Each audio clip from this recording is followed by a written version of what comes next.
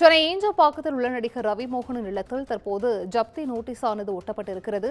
கூடுதல் விவரங்களை செய்தியாளர் சிவகுமார் வழங்கிட கேட்கலாம். சிவகுமார், வணக்கம். இது குறித்தான முழு விவரங்கள்.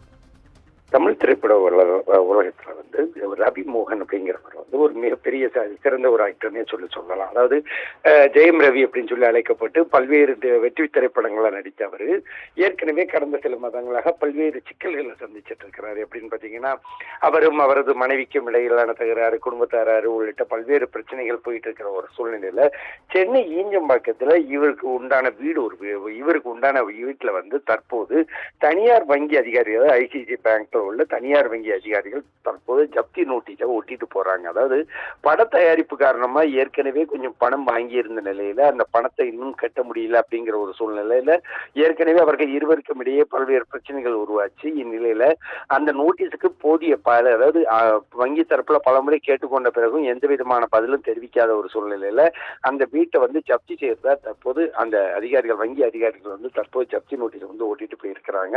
இது திரையுலகத்துல ஒரு அதிர்ச்சியை ஏற்படுத்தியிருக்குதுங்க. விவரங்களுக்கு நன்றி சிவகுமார்.